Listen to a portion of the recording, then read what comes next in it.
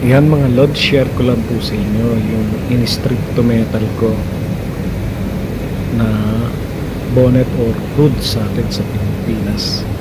Yan, in-strip to metal ko siya, tapos pinreparation ko na at in-spray ako na rin siya ng primer epoxy. Yan na yung result niya, na primer epoxy ko na yung likod niya. Back to back yan mga loads. Yan, ito proceed muna ko sa pinakakabila niya. Yan nga pala, nililiha ko na yung area na yan. Yan, sinasanding ko na siya. Kasi yan, vintage yung hood na yan o bonnet. Eh, gusto ng may-ari niyan, yan pa rin. Kumbaga re-repair na lang. Tignan nyo, nakikita nyo, sinasanding ko talaga siya, pinaalis ko yung mga strip to metal ko, lumang paint niya. Yan, makikita nyo naman yan.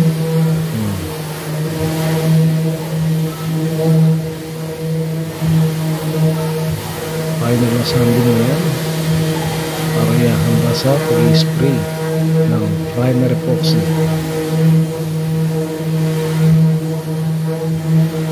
Nagsasanding uli, sanding na sanding.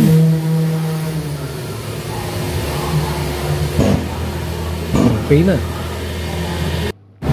Ngayon yan, nilagyan ko na muna ng deox na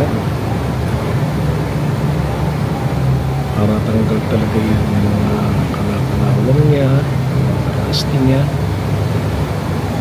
And then i-issue na yung pinakapag-release natin. Tapos na yan, proceed na tayo sa primer epoxy. Yan, pinag-primer epoxy ko siya.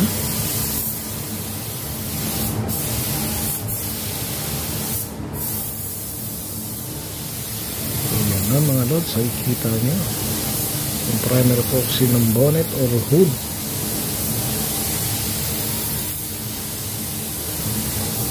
Para sa next job, pag natuyo yan, pwede nang referel at kulayan ng original color niya. Primer epoxy. Yun.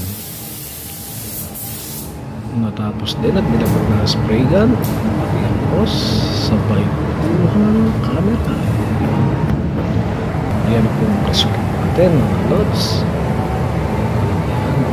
Yan po sa inyo mga lods. Stay tuned lang po, Storage Master Vlog. Thank you.